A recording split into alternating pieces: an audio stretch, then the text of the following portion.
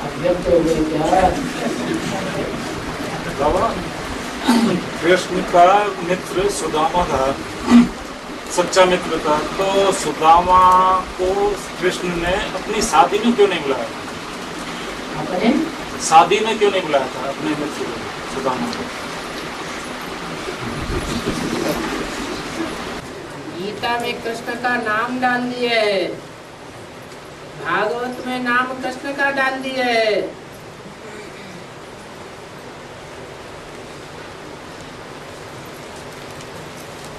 कृष्ण भगवान था क्या? परंतु नाम कृष्ण का डाला हुआ है। ऐसे तो कृष्ण का आती है आकृष्ट करने वाला, आत्माओं को खींचने वाला।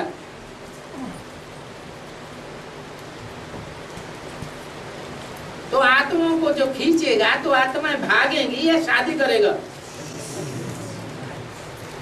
क्या करेगा? आत्माएं तो उसके पीछे भागेंगी। शादी आदि की तो बात ही नहीं है। ये तो भक्ति मार्ग के तंत्र घंटे दिखाए हुए हैं शास्त्रों में।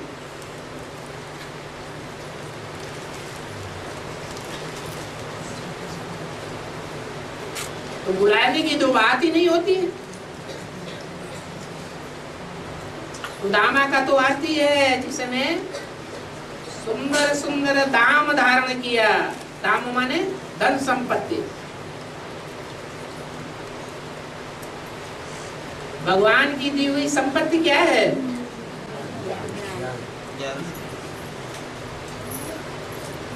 ज्ञान ही धन संपत्ति है।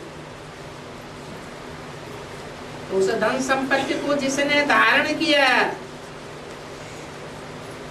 वो ही सुदामा है।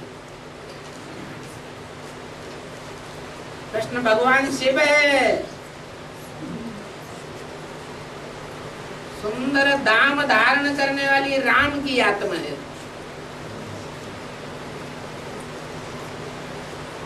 शिव शादी करने आता है या शादी बर्बादी बताने आता है?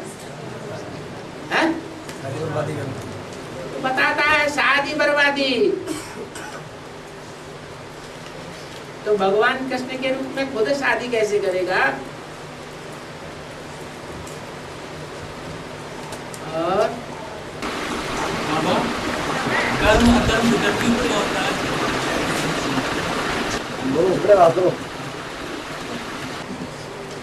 कर्म कहते हैं देह भान में रह करके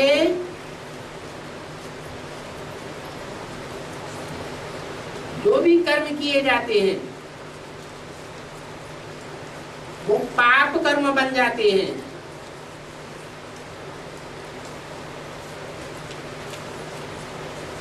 आत्म की स्थिति में रहकर भगवान की बताई हुई श्रीमत के अनुसार जो कर्म किए जाते हैं वो पुण्य कर्म बन जाते हैं। और अकर्म तब बनते हैं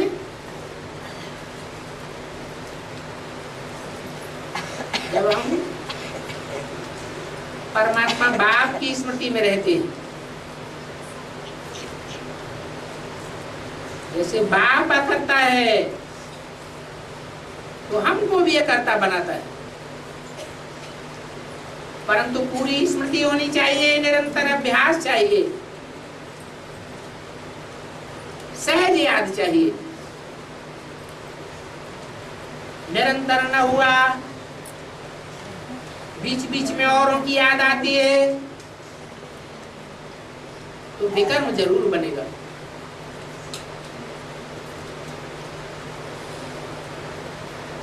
अकर्म होते हैं सतयुग में, कि जो परमात्मा असली स्वरूप है ज्योति बिंदु, या आत्मा का जो स्वरूप है ज्योति बिंदु, वो सदैव याद रहता है। इसलिए वहां कर्माकर्म बन जाती है।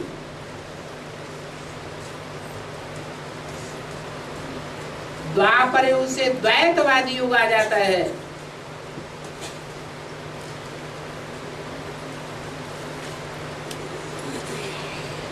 अपन को देह समझने लग पड़ते हैं। आत्मा होते हुए भी अपन को देह समझते हैं। तो एक हुए या दो हुए, द्वैतवाद बुद्धि में बैठ जाता है। द्वैतवाद के अनुसार पाप कर्म बनने लग पड़ते हैं।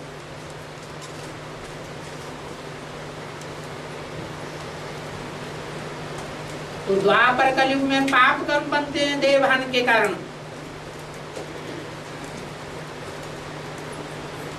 और सुकर्म बनते हैं संगम युग में, जबकि बाप आकर के ज्ञान समझाते हैं।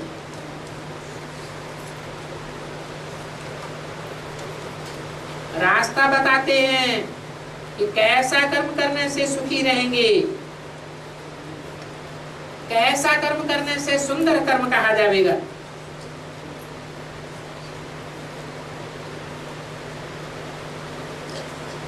पास्ट के कर्मों को भस्म करना भी सिखाते हैं।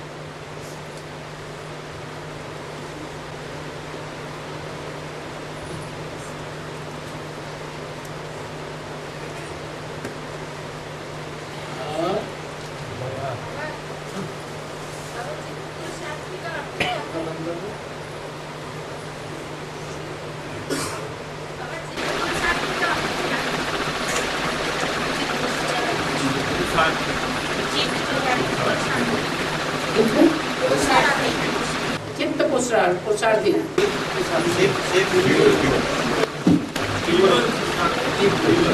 तीव्र पुरुषार्थी, तीव्र क्षिप्र, वही तीव्र। क्षिप्र माने तीव्र, क्षिप्र गति, तीव्र गति। क्षिप्र माने तीव्र, तीखा।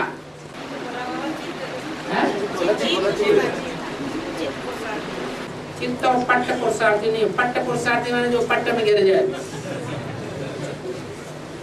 चित्त पुरुषार्थी भी अच्छा नहीं है, चित्त में गिरना भी अच्छा नहीं होता। जब दो योद्धाएं युद्ध करते हैं तो कोई योद्धा दूसरे योद्धा को चित्त मार देता है, जैसे कि हार गया। तो चित्त पुरुषार्थी कहा भी नहीं जाता है। जो चित्त या पट्ट गिरे उसे पुरुषार्थी नहीं कहेंगे। और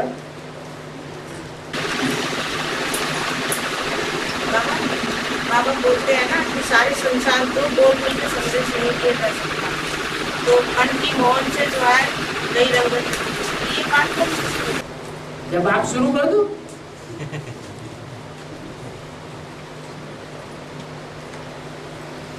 और मैं जो है पढ़ा लिखा नहीं, और कोई पीछे भी अच्छा आप ही बोल दीजिए। हाँ, बात है पोता में जो है नहीं लिखाई, पोता में लिख करके नहीं दिया।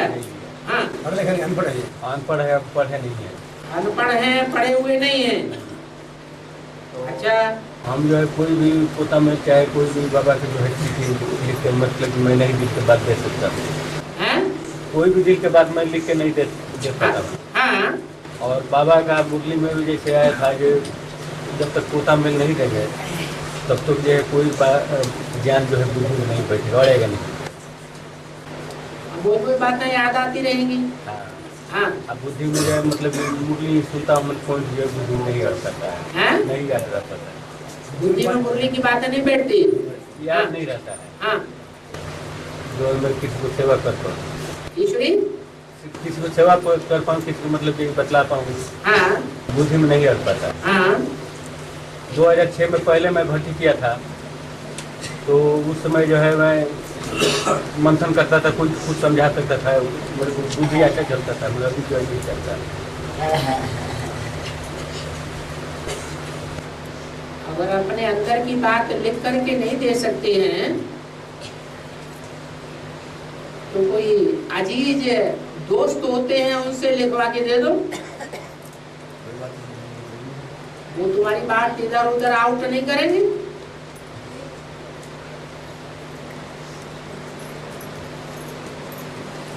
क्योंकि आपके शुभ चिंतक हैं तो क्यों आउट करेंगे। बाबा डायरेक्ट बाबा से राजयोग कितने बच्चे सीखते हैं? डायरेक्ट बाबा से राजयोग कितने बच्चे सीखते हैं? किस तरह सीखें? कितने बच्चे सीखते हो? कितने बच्चे राजयोग साथ में सीखते हैं? ये जितने बैठे हैं वो सब डायरेक्ट ही तो सीख रहे हैं। नहीं बाबू, अरे योग माने क्या? योग माने क्या? अरे बताओ तो, योग माने क्या? याद, याद कब आती है?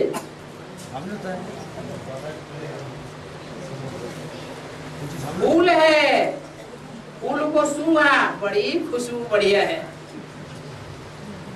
ऐसी बढ़िया खुशबू हमने किसी फूल में कब भी नहीं देखी। याद आता है ना? याद आता है ना? कान से कोई गीत सुना, बड़ा सुंदर गीत है, और किसी के सामने बैठ करके सुन लिया, कितना अच्छा गाता है, तो कान से सुना ना, उसने मुख से गाया और हमने कान से सुना, और वो याद आता है। आंख से उसे देखा भी तो भी याद आता है। तो कोई भी कर्म इंद्रियों से या ज्ञान इंद्रियों से जो भी संसर्ग संपर्क में आना होता है वो याद आता है या नहीं याद आता है? वो याद। अब इसमें राज क्या भरा हुआ है? इसमें राज ये भरा हुआ है कि और आत्माओं के साथ जो हम योग लगाते हैं,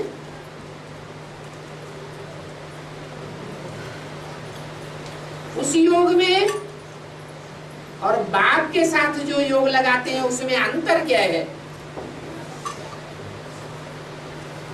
अंतर ये है कि और आत्मा में लगाव झुकाव भरा पड़ा है, देह भान का अटैचमेंट भरा पड़ा है, और बाप में अटैचमेंट नहीं है, लगाव झुकाव नहीं है, लेप छेप वाली आत्मा नहीं है।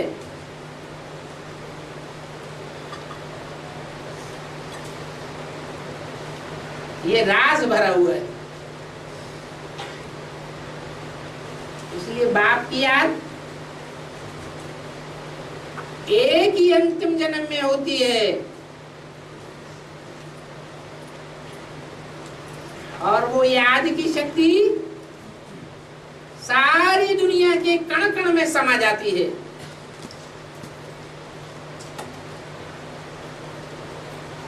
जीव जंतुओं की आत्माओं में भी समा जाती है। मनुष्यों की तो बात ही क्या ठहरी। लोगों ने उसे कह दिया सर्वव्यापी। परमात्मा बाप सर्वव्यापी है या उसकी याद सर्वव्यापक हो जाती है? याद सर्वव्यापक हो जाती है।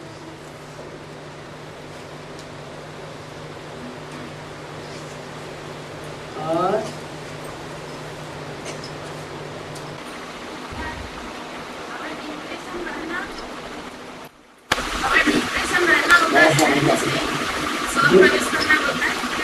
डिप्रेशन है ना,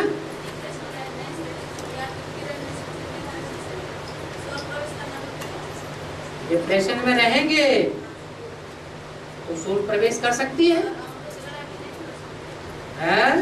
सोल प्रवेश करेगी तो वो अपना फोर्स डालेगी या तुम्हारा काम करने देगी?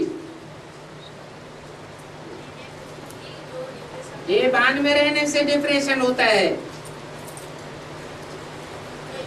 आत्मा अभिमानी को डिप्रेशन नहीं होता है, हल्की फुल्की रहती है आत्मा।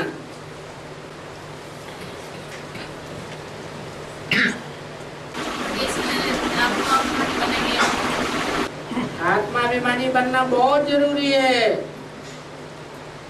आगे चल के तो मौत का बाजार लगेगा, ढेर की ढेर अकाले मौतें होती रहेंगी।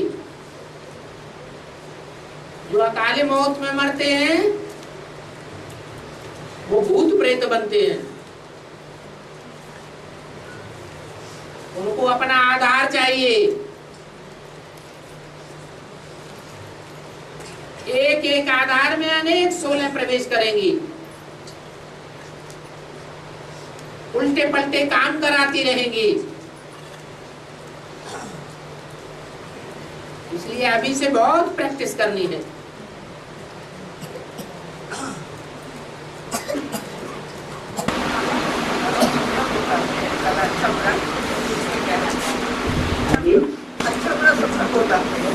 अच्छे और बुरे स्वप्न, अच्छे और बुरे संकल्प, ये 63 जन्मों की रील घूमती है। 63 जन्मों में जो अच्छा बुरा किया है वो रील इस समय घूम रही है। अच्छी रील घूमती है तो समझो हमने अच्छे कर्म किए हैं। ऐसे अच्छे कर्म किए हैं कि न चाहते हुए भी हमें अच्छी याद आती है, हल्कापन रहता है। और जब बुरे कर्म उदय होते हैं तो कितना भी पुरुषार्थ करें, अवस्था डामाडोल बनी रहती है। चाहने पर भी अच्छा पुरुषार्थ नहीं होगा। ये कर्मों की गुह्य गति है। द्वापर युग से पाप कर्मों का बोझ चढ़ना शुरू होता है। हाँ जी। तो बाबा अंतिम जन्म में पाप कर्मों का बोझ उतरता है या उससे पहले भी जैसे ज्ञानी और ज्ञानी दोनों का पाप कर्मों का बोझ उतरता है? बाबा बोझा उतरने का टाइम संगम युग है, क्योंकि और युगों में तो पता ही नहीं है किसी को कि पाप कर्मों का बोझा हल्का कैसे हो। परमात्मा बाप की पहचान ही किसी को नहीं है।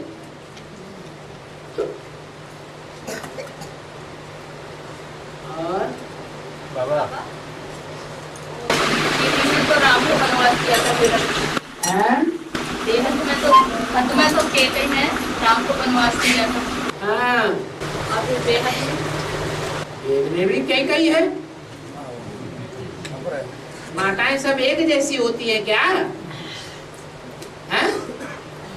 कोई माता कौशल्या जैसी होती है, कुशल कर्म करने वाली। योग है कर्म सुकौशलम, ऐसे योग युक्त होकर के कर्म करती है, ऐसे कुशलता पूर्वक कर्म करती है जो संसार में नाम वाला हो जाता है। माता का स्वर्ग स्थापन करने की निमित्त बनती है। कोई माता ऐसी होती है कि बेवफा बन जाती है बाप के साथ, पति के साथ।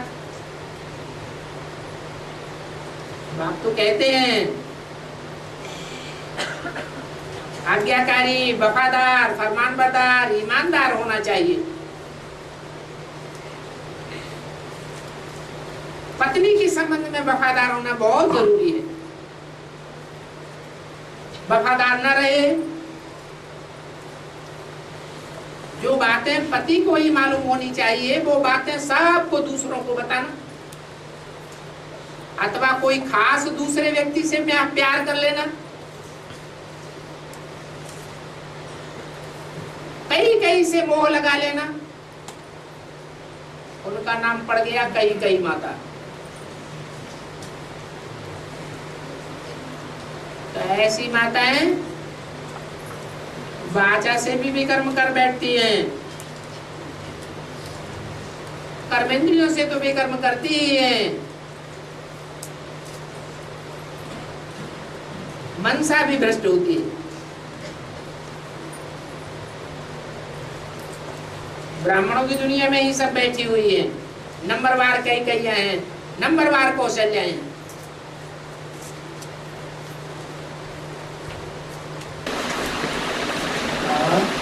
पहला धर्म क्या होता है? पहला धर्म क्या होता है? पहला धर्म क्या होता है? पहला धर्म सनातन धर्म, ब्राह्मण धर्म। अरे ये भी अभी पूछने की बात रह गई। नहीं बाबा, मनुष्य का पहला धर्म क्या है ये पूछा। मनुष्य का पहला धर्म, क्या? मनुष्य का पहला धर्म है स्वचिंतन, अपने का आत्मा का चिंतन करो। स्वधर्म,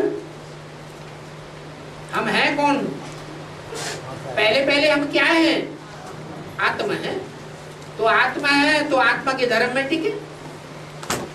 धर्म माने धारण। आत्मिक धारणा क्या है? मैं ज्योति बिंदु हूं, मैं देह नहीं हूं। और आगे श्री नारायण आदि हाँ, साक्षात्कार आदि होते रहते थे। और बाबा सबके मन की मौन वाली पाठ के शुरू हो गया।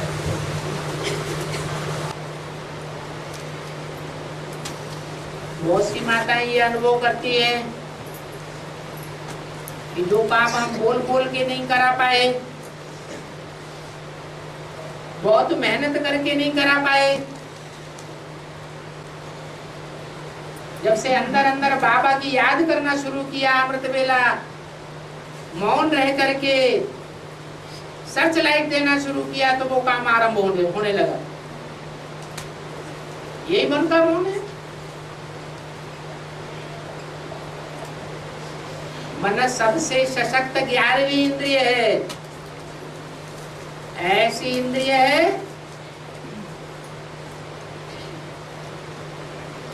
कि जिस इंद्रिय के बगैर कोई इंद्रिय अपना भोग नहीं ले पाती। अगर मन साथ नहीं देता है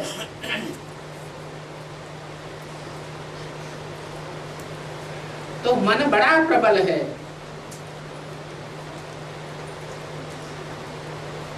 सिर्फ मन को एकाग्र करने की शक्ति चाहिए।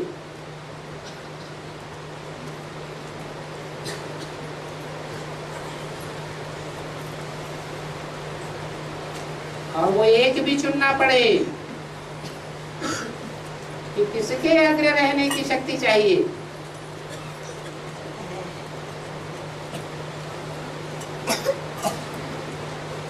ऊंचते ऊंच तो एक बाप ही है।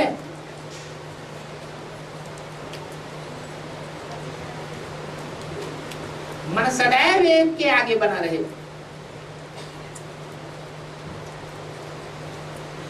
तो कितनी ताकत मिलेगी? मन का काम है संकल्प करना। ऐसी ताकत मिलेगी कि संकल्प किया और काम हुआ। उसको कहते हैं संकल्प सिद्धि।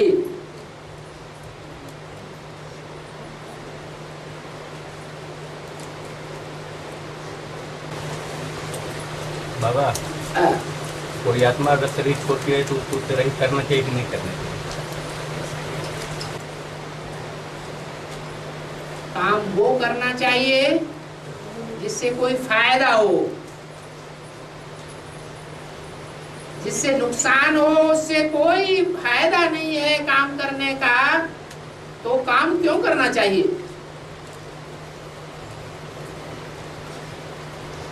कोई फायदा है?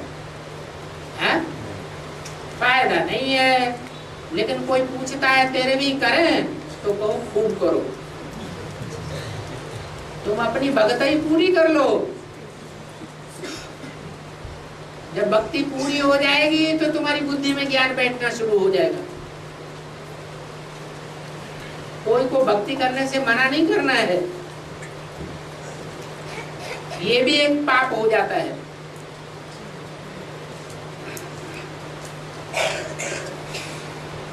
ज्ञानी है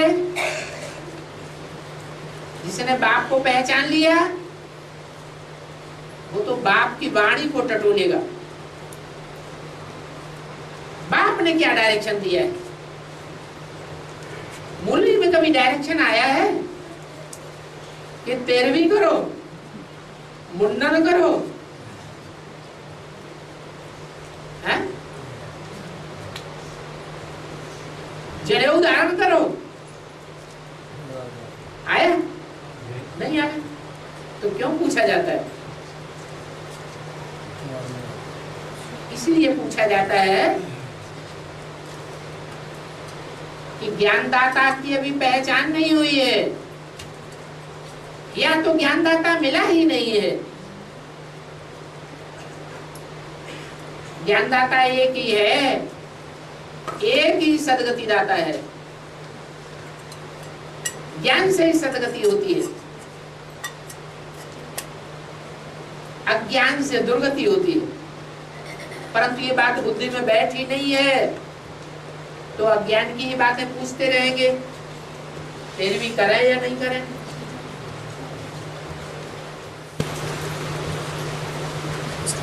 कृष्ण और बलराम एक ही आत्मा के दो पार्ट हैं। एक मिनट, हाँ। कृष्ण और बलराम एक ही आत्मा के दो पार्ट हैं। रामायण में राम और लक्ष्मण दो पार्ट हैं या एक पार्टधारी है?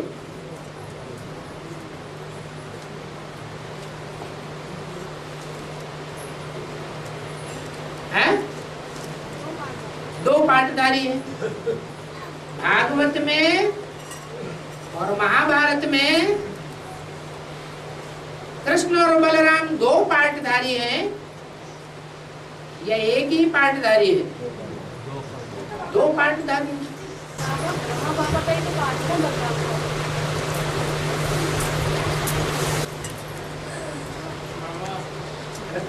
प्रश्न चल रहा है।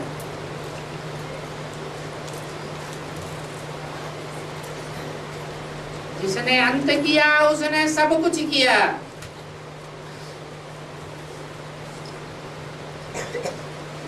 कृष्ण की आत्मा संगम युग में अंत कर पाती है साकार शरीर रहते, या राम वाली आत्मा अंत करती है?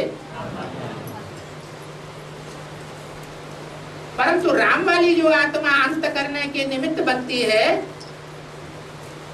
उसका कोई 100% सहयोगी भी होता है या नहीं होता है? कौन है 100% सहयोगी? कौन है? बाप के कारोबार में 100% सहयोगी कौन बनता है? कोई भी बाप है।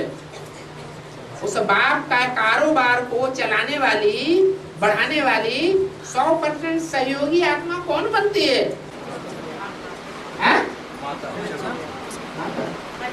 बच्चा बनता है।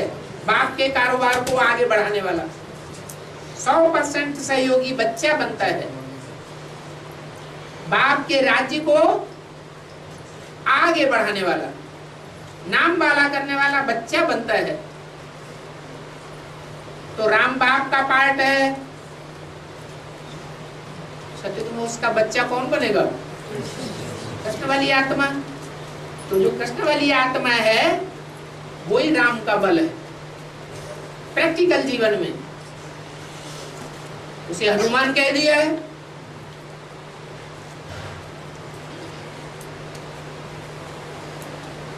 रावण की जेल से सीता को छुड़ाने का जो मुख्य कार्य था, उसमें विशेष सहयोगी कौन सी आत्मा बनी? हनुमान बनी। आप उसे हनुमान कह दो, बलराम कह दो, बात तो एक ही।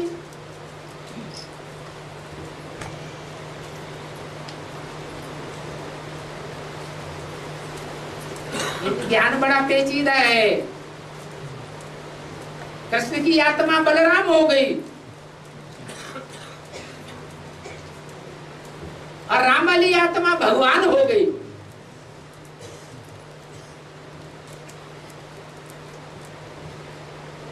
कोई शायद विश्वास भी नहीं करेगा। फिर इसके लिए कहा जाता है 7 दिन का कोर्स करो। 7 दिन बैठ करके समझेंगे तभी बुद्धि में बैठेगा। भट्टी करो।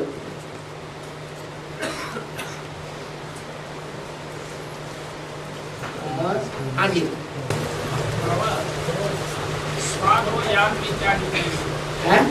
स्वाद और याद में स्वाद और याद में अंतर है।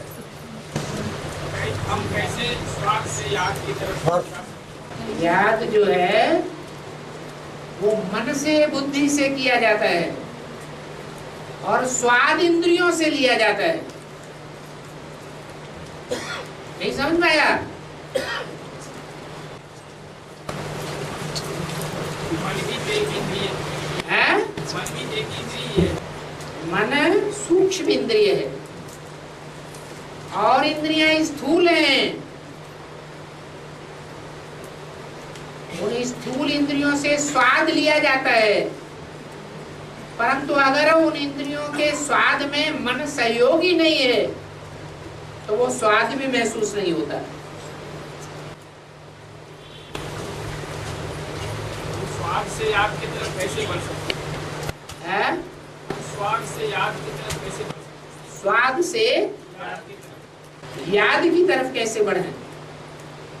क्या काम करते करते याद आना असंभव है? हैं? नहीं? तो प्रैक्टिस करें। अर्जुन ने भी भगवान से पूछा, पहला शास्त्र कौन सा है? हैं? गीता। गीता में पुरुषार्थ का अर्जन करने वाले अर्जुन ने पूछा,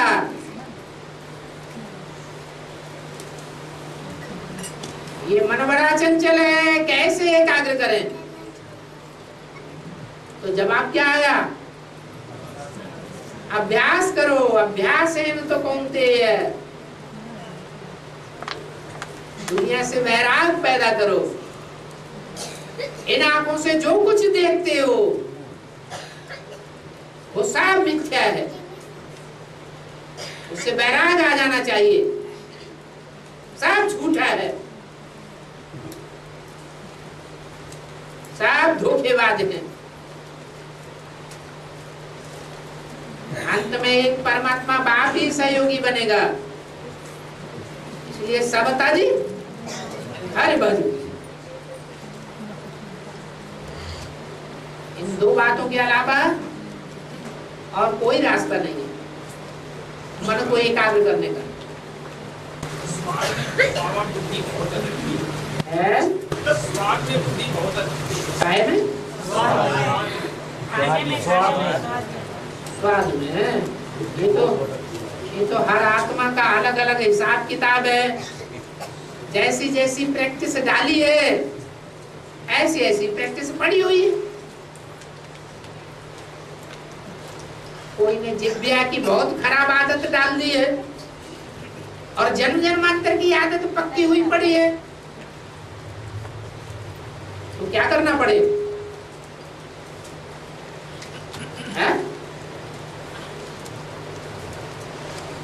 जो भी खाना है तो किसकी याद में खाएं?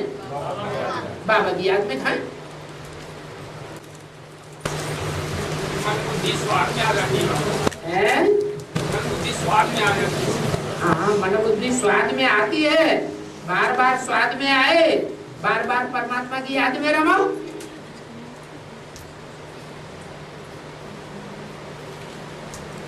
स्वाद बेस्वाद हो जाएगा।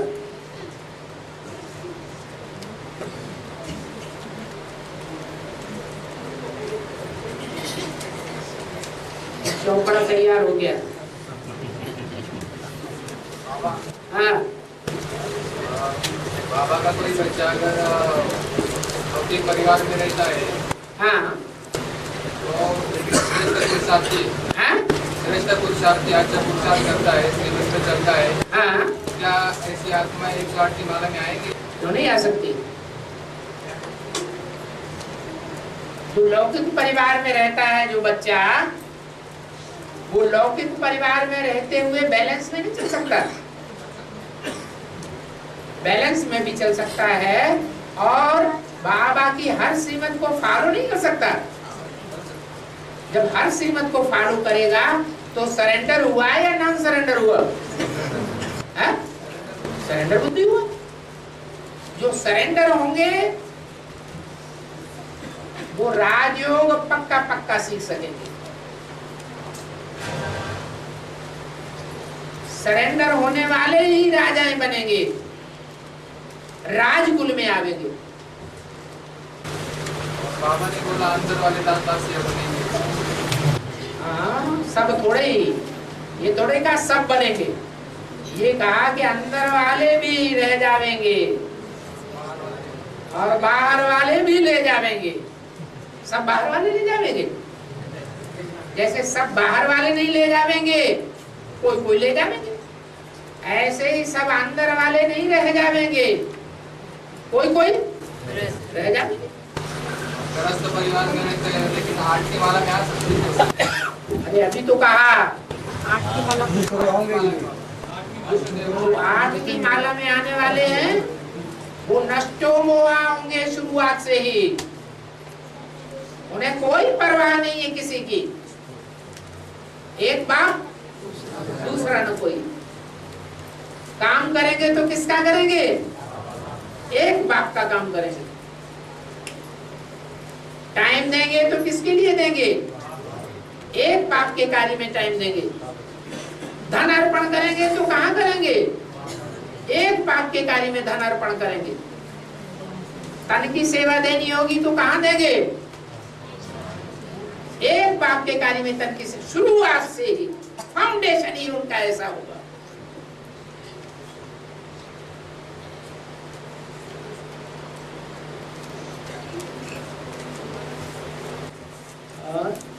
ये फाउंडेशन बाबा डल चुका है, आगे डलेगा? है? ये फाउंडेशन डल चुका है, आगे डलेगा? ज्ञान में आने के तुरंत बाद फाउंडेशन देखा जाता है कि आगे चल के देखा जाता है? अरे ज्ञान में अभी आए, अभी बच्चे की, अभी बाप को पहचाना, 10-15 साल के बाद फाउंडेशन पड़ेगा। फाउंडेशन माने शुरुआत। फाउंडेशन बाद में नहीं पड़ता है। फाउंडेशन पहले पड़ता है या बाद में पड़ता है? हाँ, पहले से ही पड़ता है। और आत्मा परम धाम से आने के बाद, आत्मा परम धाम से आने के बाद पूरा चक्कर आगे जाती है, जाती रहती है। बीच में से भी कोई जाता है। ड्रामाबाजी होती है, नाटकबाजी लोग करते हैं, तो जो नाटक में आने वाले एक्टर्स हैं, जब नाटक पूरा होता है तब जाते हैं, या बीच में कोई चला जाता है? शरीर छोड़ना बात अलग है। शरीर छोड़ने से आत्मा परमधाम वापस जा सकती है, रास्ता मालूम है? आत्मा को तो रास्ता मालूम ही नहीं है। बाप आकर के जब बताएगा तभी परमधाम का रास्ता पता चलेगा। हाँ जी।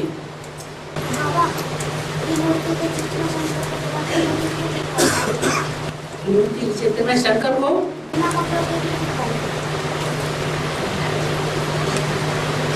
शरीर को भी कपड़ा कहा जाता है। ये शरीर क्या है? ये कपड़ा है। ये कपड़ा किसने पहना? आत्मा ने पहना। ये शरीर कपड़ा छोड़ देगा, ये आत्मा ये शरीर रूपी कपड़े को छोड़ देगी, फिर दूसरा शरीर लेगी, दूसरा कपड़ा लेगी। ये बात गीता में भी लिखी हुई है। आत्मा क्या करती है? पुराने वस्त्र त्यागती जाती है, नए वस्त्र धारण करती जाती है। तो शंकर जी को नंगा दिखाया है, का मतलब आत्मा को तो नंगा नहीं दिखा सकते। आत्मा तो है ही नंगी। तो स्थूल कपड़े उनके हटा दिए ताकि लोगों की बुद्धि में आए इनको कौन से कपड़े नहीं है, बेहद के देवान रूपी कपड़े नहीं है। यह स्थूल कपड़ों की बात है, देवान के कपड़े नहीं। बाबा लौकिक बच्ची है मेरे, उसको यज्ञ में समर्पित करना चाहते हैं, पर उसके लक्षण नहीं लग रहे कि वो यज्ञ में आए। उसकी इच्छा की कोई वैल्यू नहीं है। आपके चाहने से ही आत्मा चले। आत्मा पर आपका अधिकार होना चाहिए या परमात्मा बाप का अधिकार होना चाहिए? बाप का अधिकार होना चाहिए। तो परमात्मा बाप तो ये कहते हैं कि जो बच्ची चाहती है वैसा करो। बच्ची शादी करना चाहती है तो उसकी शादी करो। ज्ञान लेना चाहती है, ज्ञान में चलना चाहती है, अर्पण होना चाहती है तो अर्पण करो। बच्चे ये क्या हम शादी करूं तो क्या करें इसका? शादी करो। हाँ? अनुभव ले लेना ना दुनिया का। तो बाबा पाप तो नहीं लगेगा माँ बाप को? मानते जी क्या करेंगे? बाबा की श्रीमत पर चलने से पाप लगता है क्या? बाबा की श्रीमत क्या है इस संबंध में? कन्या अगर शादी चाहती है तो उसकी शादी करना है।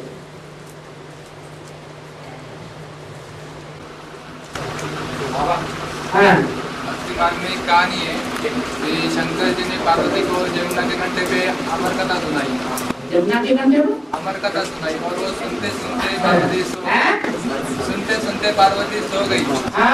और उस समय जमुना के कंठे पे जो नदी है तो उस समय कथा मछली ने सुनी। मछली के पेट से मच्छिंद्रनाथ का जन्म होता है। तो उसका बेहद में क्या ऐसी कहानी है बाबा भक्तिमार्ग में। ज्ञान में पार्वती कौन है? ज्ञान के अनुसार पार्वती किसका पार्ट है? छोटी माँ का पार्ट पार्वती का है। अभी अमर कथा सुनाई जा रही है या नहीं सुनाई जा रही है? सुनाई जा रही है। अमर कथा सुनाई गई और पार्वती अज्ञान की नींद में सो गई।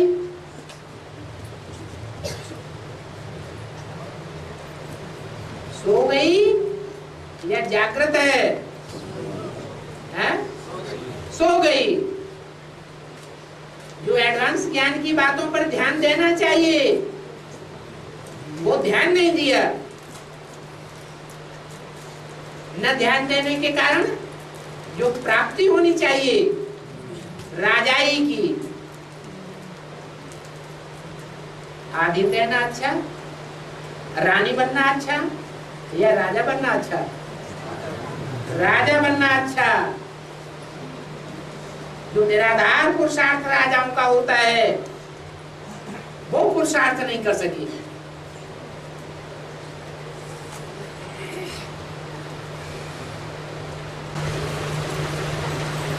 बाबा को कहानी मच्छिंद्रनाथ मछली के पेट और गायन भी पूरी कहानी बताओ तभी तो पता चलेगा।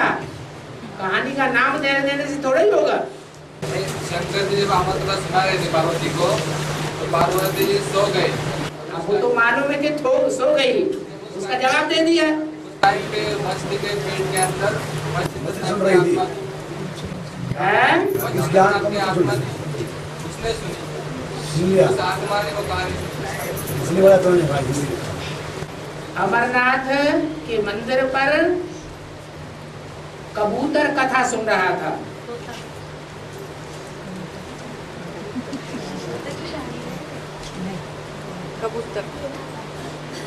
कबूतर के लिए बताया कि सफेद कबूतर था, श्वेत कपोत, उसने सुन लिया। तोतों को भी दिखाते हैं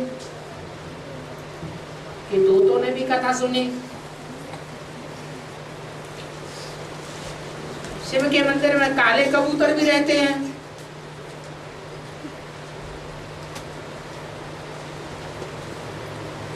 कबूतर है, उनकी तो आदत होती है गुटरू गू करने की, घूम घूम ये आवाज करने की। वो कथा सुनते हैं क्या? वो कथा नहीं सुनते हैं, अपने अभ्यास के अनुसार आवाज करते हैं। वास्तव में तोतों ने कथा सुनी, जिन तोतों ने बेसिक नॉलेज सुनी वो सारे तोते यहाँ बैठे हुए।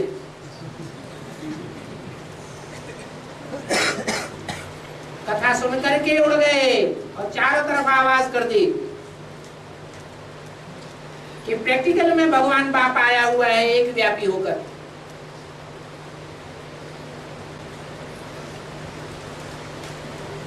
भगवान सर्वव्यापी नहीं है, उनका भाग्य बनता है कंटी वाली तोतों का।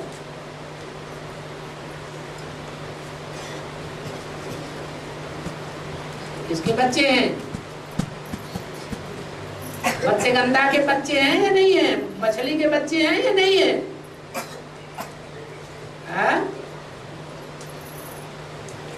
एक मत्स्यावतार भी दिखाया गया है शास्त्रों में, माछले का अवतार।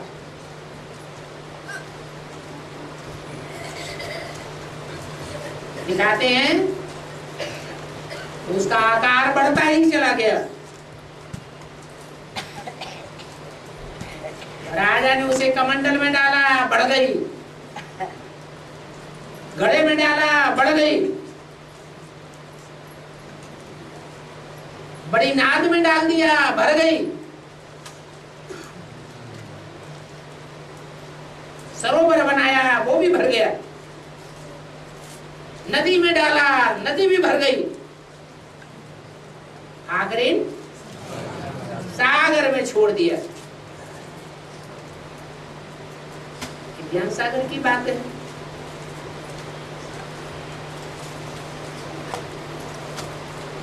कौन सी है मछली वो?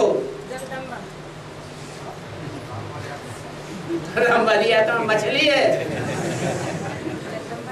मछली में से गंध निकलती है।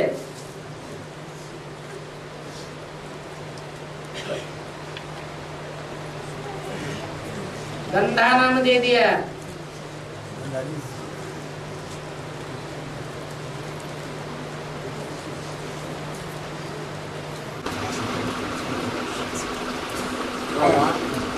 शनि को शनिदेव क्यों कहते हैं?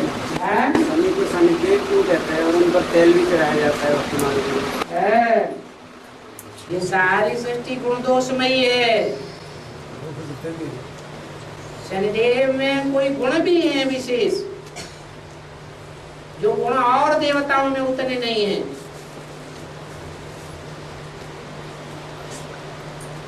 दोस्ती करने में शनिदेव साथ से अच्छा है। जिससे दोस्ती निभाता है उससे अंत तक निभाता है।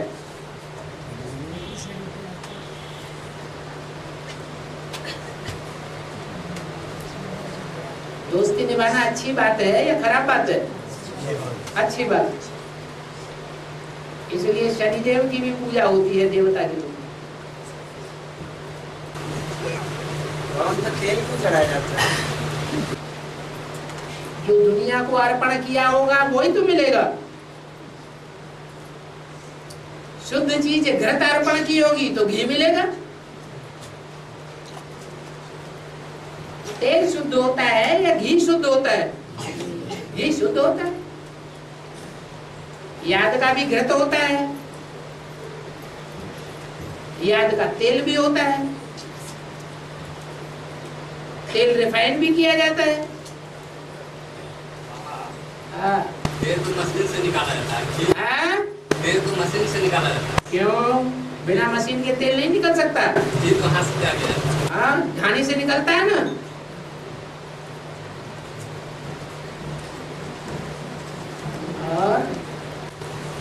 बाबा, भगवान की पूछ में घंटी दिखाते हैं, हनुमान की पूछ पर घंटी और पैर में बाला दिखाते हैं, और शंकर की पैर में बाला है। घंटी ज्ञान की घंटी है।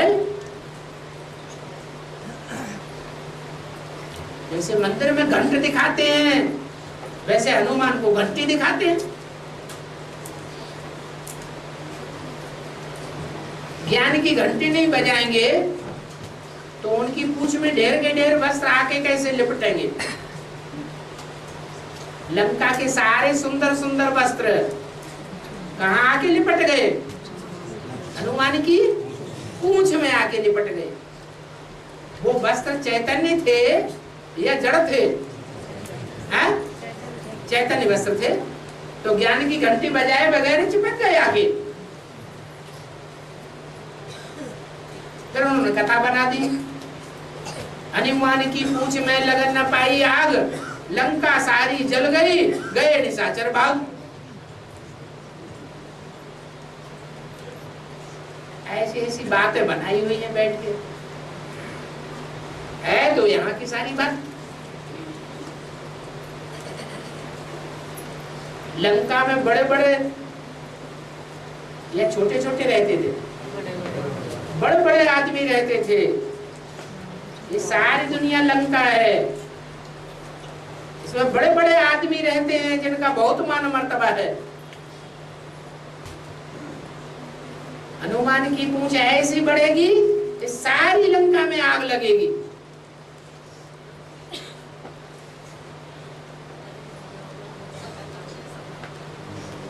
तो बड़े बड़े आदमियों का सारा मान मर्तबा खलास हो जाएगा जब बहू बेटियां भागेंगी।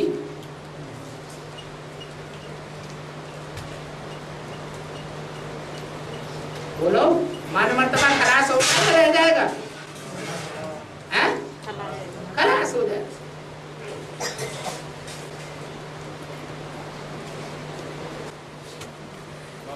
हाँ, एक वार्ता में आया जो 16,108 की माला है वो 2004 से पहले ये चुकी है। 16,108 की माला है जो 2004 से पहले ये चुकी। 2004 हाँ, शूटिंग पीरियड से पहले ये चुकी है। हाँ, बाद में जो आ रहे हैं वो जो बाद में आ रहे हैं एडवांस में, यहाँ बाद में भले आए हो, 2004 के बाद आने वाले बहुत बैठे हैं। हाथ उठाना जो 2004 के बाद आए हैं, इनसे ये पूछो ये 2004 के बाद जो आए हैं वो यज्ञ के आदमी थे या नहीं थे?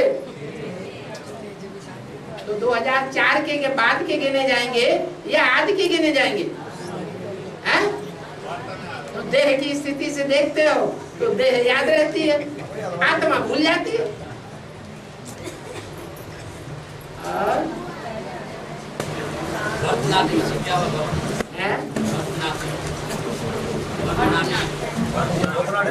भरतनाट्य पैनी एक पाई की भी कीमत नहीं। अभी तो 8 आना भी बंद हो गया। पहले 8 आने से छोटा सिक्का था 4 आने, 4 आने से भी छोटा सिक्का था 1 आना, 1 आने से भी छोटा सिक्का था 2 पैसे का, और 2 पैसे से भी छोटा सिक्का था 1 पाई। पहले 1 रुपए में 64 पाइयां होती थी। फिर बाद में 1 रुपया ऐसा निकला जिसमें 100 पाइयां निकली। अभी वो पाई को कोई पूछता भी नहीं।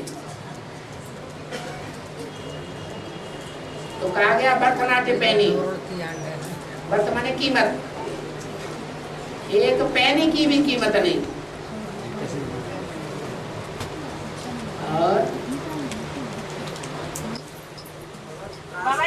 बड़ा बड़ा कंपनी तो फेल हो रहा है, जिनकी वजह से पैसा खत्म नहीं हो रहा है। वहाँ जो लोग जॉब करते हैं उनका क्या होगा?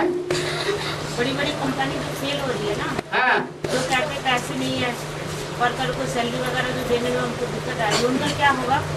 तो क्या होगा? मतलब उनमें जो जॉब वगैरह करते हैं उन आत्माओं को क्या होगा?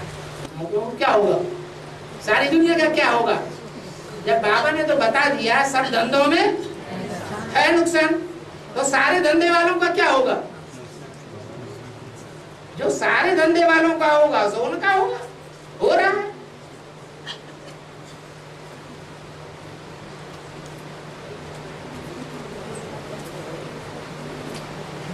बाबा तो आके सारी बात तो पहले से ही बता दी, तो भी पूछ रहे तुम धंधा करने वालों का क्या होगा?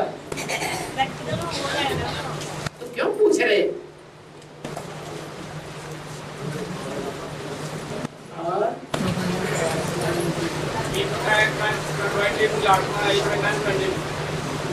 कन्वर्ट होने वाली आत्मा, एक पक्की आत्मा, जो कन्वर्ट होने वाली आत्मा जो है लास्ट में ज्ञान में आ जाती है। जो कन्वर्ट हुआ हिंदू मुस्लिम ईसाई में, लेकिन लास्ट में बीच में कब वो फिर हिंदू में या ये आदि सनातन देवी देवता में या उस परिवार में होती है। जो आत्माएं लास्ट में जाके कन्वर्ट होती हैं, द्वापर में कन्वर्ट नहीं होती, कलयुग में कन्वर्ट नहीं होती, आखिरी जन्म में जाके कन्वर्ट होती हैं। वो यहाँ भी देखने में आएगी या नहीं देखने में आएगी? कन्वर्शन यहाँ ब्राह्मणों की दुनिया में भी चल रहा है। आज एक बाप बनाते हैं, निश्चय पत्र लिखते देते हैं ये हमारा बाप है, और कल कन्वर्ट हो जाते हैं। कोई आज कन्वर्ट हो जाते हैं, कोई कल हो जाते हैं, कोई 4, 6, 8 वर्ष के बाद, और कोई लास्ट में जाके कन्वर्ट होंगे। तो श्रेष्ठ कौन हुए? हैं? जो लास्ट में जाके कन्वर्ट होते हैं वो अष्टदेव में आ जाते हैं।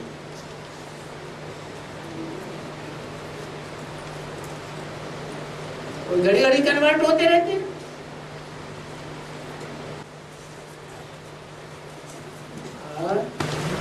बाबा एडवांस ज्ञान में चलते हुए दिव्य सेंटर सेवा के लिए जाना चाहिए हैं? एडवांस ज्ञान में चलते हुए दिव्य सेंटर सेवा के लिए जाना चाहिए गुप्त रीति से डीके में हाँ सेवा करनी चाहिए गुप्त रीति नहीं, सेवा करने के लिए बीके में जाना चाहिए। गुप्त रीति से जाना चाहिए कि नहीं? गुप्त रीति से तो इसलिए जाएंगे कि हमें एडवांस की सेवा करनी है।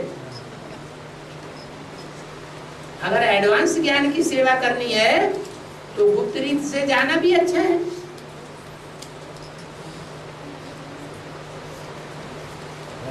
अच्छी सर्विस हो सकेगी।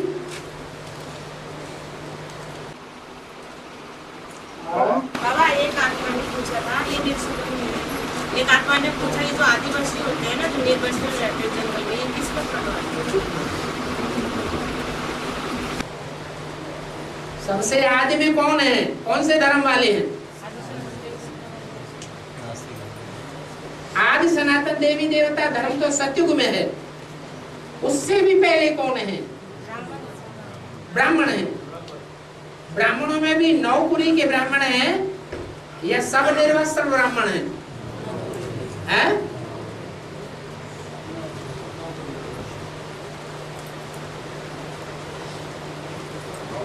जब मेला होता है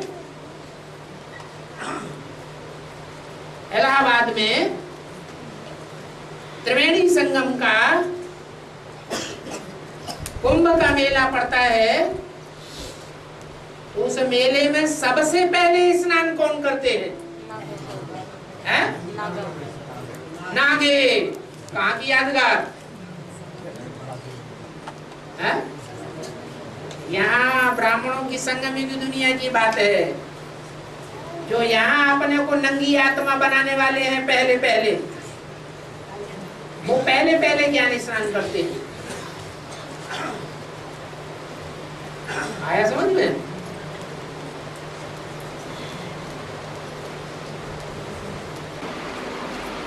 और बाबा भारतीय संविधान में हाँ? भारतीय संविधान में कोई भी विधेयक पास होता है, बिल पास होता है, तो मेजोरिटी के आधार पर होता है। 2/3 मेजोरिटी के हिसाब से कोई पास होता है। तो भारतीय संविधान के अनुसार ये एडवांस ज्ञान प्रत्यक्ष होगा, तो तो सुप्रीम कोर्ट के द्वारा होगा कि मेजोरिटी में होगा? मेजोरिटी लेवल पर तो ज़्यादा लोग अभी भी अपने गुरुओं को मान्यता देते हैं, लेकिन ये सुप्रीम कोर्ट बेस पे होगा तो कैसे होगा, और मेजोरिटी लेवल पर होगा तो कैसे होगा?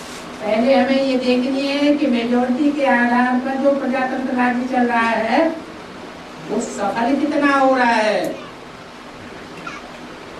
सफल तो नहीं हो रहा, वो नहीं पता, नहीं हो रहा, सफल नहीं हो रहा है, तो इतनी बड़ी बात कैसे सफल हो जाएगी प्रजातंत्र में? ये दुनिया बुद्धिमानों के द्वारा चलती है, और बुद्धिमानी भी ईश्वर ही बुद्धिमानी होनी चाहिए या दुनिया भी बुद्धिमानी होनी चाहिए?